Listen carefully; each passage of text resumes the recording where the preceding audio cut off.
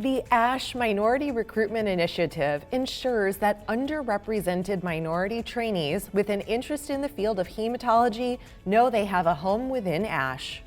I'm here at the ASH Minority Recruitment Initiative Luncheon, and I'm joined by Dr. Rayne Rouce. Dr. Rouce, tell us, what is the focus of this year's luncheon?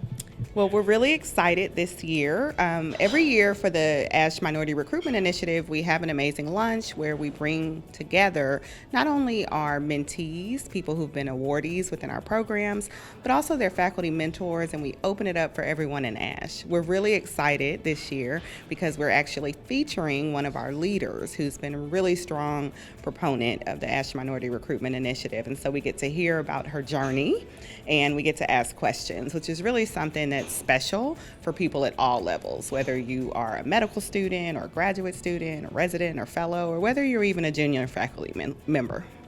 And tell me, how is that helpful for everybody who's attending? It's really helpful. ASH can be quite overwhelming. It's a really large meeting, and so when you're coming for the first time as a medical student or as a resident or a junior faculty member, you often don't quite know how to navigate the meeting. Should you just go to the scientific or educational sessions? And so to be in a place where you're in an actual room, where you're surrounded by people who've walked those same pathways and you get to hear about the journey, not just the science or the medicine, but also hearing about how you identify mentors, how you apply for your first grant, how you pick yourself up, how you become resilient in the field. Yes. Now tell me a little bit more about how the MRI Programs Subcommittee actually supports the initiative. Yeah, the MRI subcommittee has really been doing very exciting things. One, we're taking a step back and looking at how best to mentor, so providing guidelines on that, but also how best to retain people within the ASH pipeline. The great thing about the Minority Recruitment Initiative is that we actually have awards and programming for trainees at every step. And so we want people who apply and matriculate through as medical students to come back as residents and as fellows and ultimately to do other career development. And so we've taken a step back and looked at our planning, our evaluation, at how we actually mentor, how we recruit and retain, how we become more savvy about getting the word out, often to institutions and people who may not necessarily be as familiar.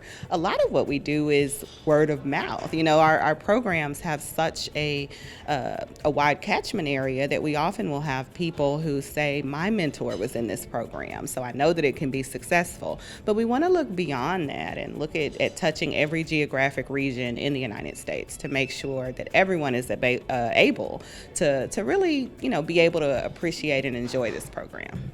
And this program, the Minority Recruitment Initiative, is celebrating its 20 years in 2023. What can you tell us about the celebrations that will entail? Well, we're really excited about that. We don't want to give any spoilers, but we really will be highlighting and featuring so many of the leaders who made this possible, not just within the Minority Recruitment Initiative, but within ASH Leadership, the ASH Foundation, and really, I think, taking a look back and looking at people's journey along the way. The ability to see someone who may have participated in the program as a minority medical student, and then who now is, leading a laboratory and has gotten a number of other awards along the ASH pathway. So we're really excited about that. Stay tuned. No big spoilers. Darn, I tried, everybody. Thank you so much, Dr. Rouce, for your time and everything you're doing. We look forward to continuing the celebration of the MRI.